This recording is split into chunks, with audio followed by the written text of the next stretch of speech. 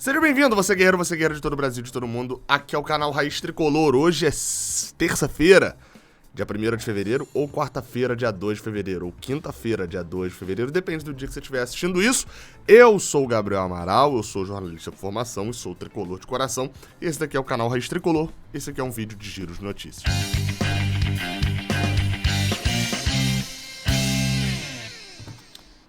Bem, eu já fiz a abertura, agora eu não sei mais muito o que fazer, mas beleza.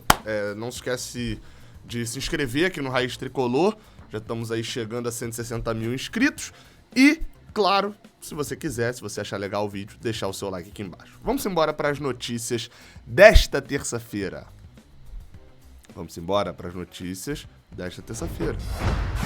Bem, a gente começa com a notícia sobre o Engenhão. Fla-Flu será no Engenhão, o Campeonato Carioca, né, o Cariocão, a página ali oficial, enfim, a tabela, mudaram e confirmaram a mudança do Fla-Flu para o estádio Newton Santos, para o Engenhão, no próximo domingo às 4 horas da tarde. De horário mantidos, afinal de contas, é o jogo da TV aberta, né, o jogo da Record, porém, será uma partida que terá agora... Depois de ser marcado, o Campeonato Carioca é inacreditável, né? Essa partida seria no Maracanã, ponto. Fla-Flu é no Maracanã. Ah não, o Maracanã vai fechar por causa do gramado, beleza. Então a partir de agora essa partida vai pra onde? Flamengo, opa, sou o mandante, levarei para Brasília. Fulano de tal, você quer comprar a partida? Quero, beleza, comprou a partida. Governador de Brasília fala que não vai ter público. Aí o fulano de tal comprou a partida e fala: sem público eu não ganho nada, não tem por que eu comprar, então não vou comprar. Aí o Flamengo, rapaz, Volta Redonda, vamos pra Volta Redonda.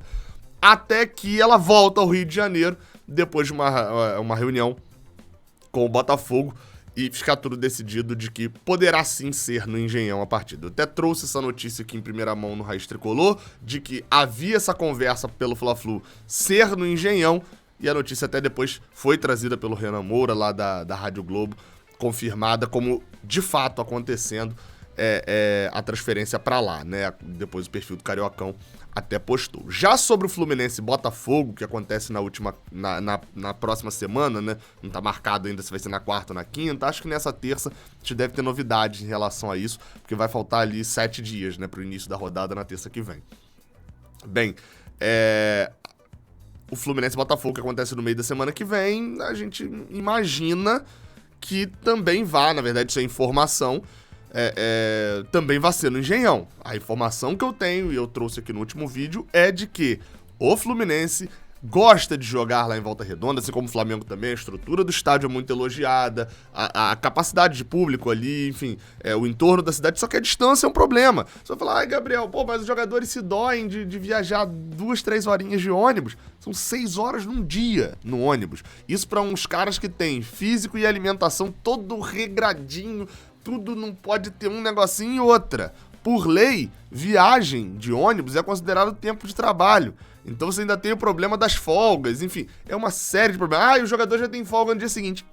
E se ele viajar no dia seguinte, ele tem que ter outra folga no outro dia. Então é tudo uma merda, assim, essa questão da logística. Por isso que eu sempre falo, é mais fácil para um clube jogar em Cariacica, em São Paulo, em Cariacica mais ou menos, né? Porque também tem a questão do aeroporto sem Vitória. Mas enfim, é mais fácil um time jogar em São Paulo do que jogar em Volta Redonda, porque tem voo toda hora e 40 minutinhos de voo. Então, Volta Redonda tem toda essa vantagem, mas tem essa desvantagem que é em relação ao trecho de ônibus. Com isso, muito provável que o Fluminense também comande seu jogo no Engenhão. A única coisa que pode embarrear é valores. O Fluminense ainda discute os valores do aluguel do estádio. Se o aluguel for muito alto, aí não compensa e leva o jogo para Volta Redonda, considerando que Volta Redonda também não costuma dar públicos muito bons, né? Tem ali muitas matérias de 2016, de 2015, o Fluminense jogou alguns jogos lá também do Brasileirão de 2013, se eu não me engano, 13 ou 12, e nunca foi de dar público gigantesco, assim, não. Enfim, né? É difícil pro torcedor do Rio sair daqui pra lá, né? Se o jogo não for num sábado, por exemplo, e tal, já é algo mais complicado. Depende de carro também, na maioria das vezes. O trecho de ônibus não é todo simples. Enfim. Então o jogo, a princípio, Fluminense e Flamengo no Maracanã, é no Engenhão, ponto.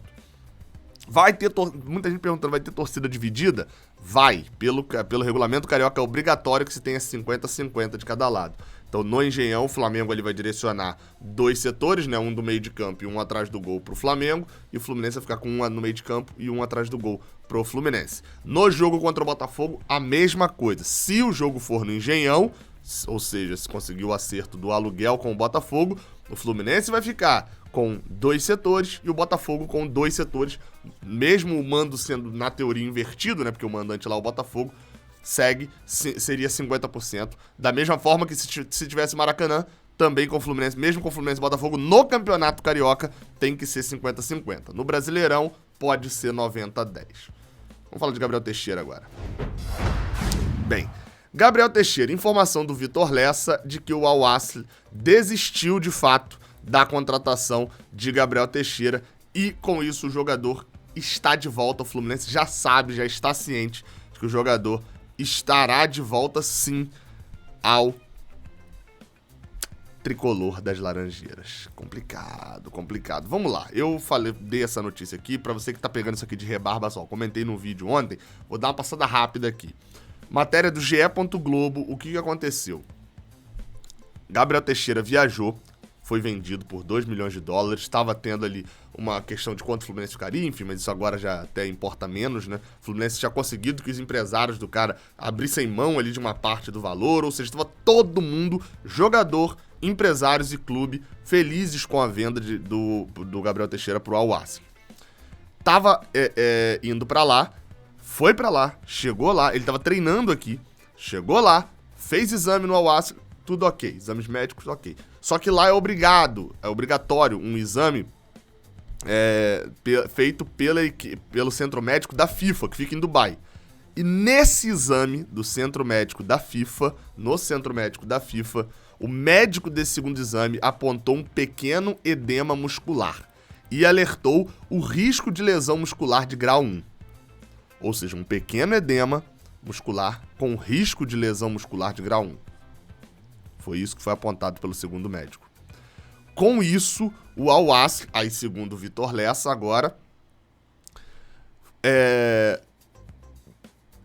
não concluiu a negociação. Resolveu não arriscar a negociação e cancelou, desistiu da compra. Isso porque, e essa informação está tanto no GE. Globo quanto no Vitor Lessa também. O Al-Ahly tinha pressa para concluir o negócio visando a semifinal da President's Cup, a Copa do Brasil deles lá, né? A Copa dos Emirados Árabes, que é agora no dia 14 de fevereiro. Ou seja, daqui a 2 semanas. E aí, obviamente, se o jogador tem ali um risco de ter uma lesão muscular, ele não deve jogar no dia 14, não faria sentido a contratação, né? Beleza. Aí a gente começa a fazer algumas perguntas, porque isso assim, tá um bololô aí que tem muita coisa pra ser respondida.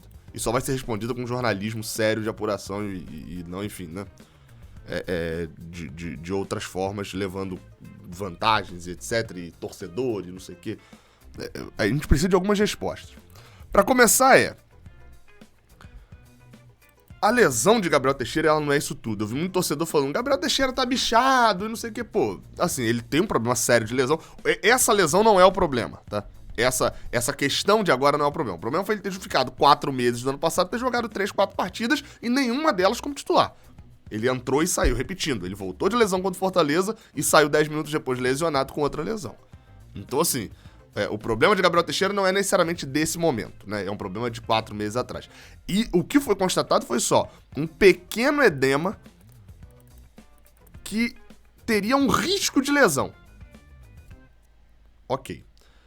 Primeiro ponto por que isso nunca foi constatado? E aí, assim, eu até falei na live do Canal 20, por que isso não foi constatado aqui no Fluminense e nem lá no Al-Ahly? Aqui no Fluminense ele já estava treinando, entre aspas, estava treinando separado.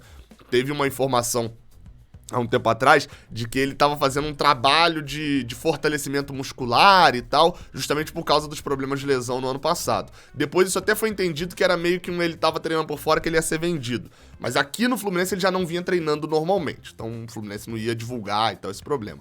Mas por que no Al-Ahly ele passou 100% no exame médico e a liga local é que pede para poder fazer esse exame e na liga foi constatado esse risco de lesão, e no Al-Ahly não. Talvez o equipamento mais avançado, enfim, a gente não sabe o porquê que isso aconteceu. Só que o ponto principal pra mim, a coisa que eu fiquei na cabeça, eu confesso que eu não vi ninguém juntando quebra-cabeça pra isso, que foi o seguinte. A notícia, todas as notícias falam sobre Gabriel Teixeira estar felicíssimo de ir, querer ir, porque era um contrato pra ele ganhar 5 vezes mais do que ele ganhava no Fluminense, né? Pra ganhar um valor absurdo, porque ele ganharia em dólar, e aqui no Fluminense, obviamente, ele ganha em real. Um contrato de 5 anos, que o Al-Ahly estava fazendo com ele. 5 anos de contrato para 5 vezes o salário, para ele ganhar um salário bem alto lá em dólar.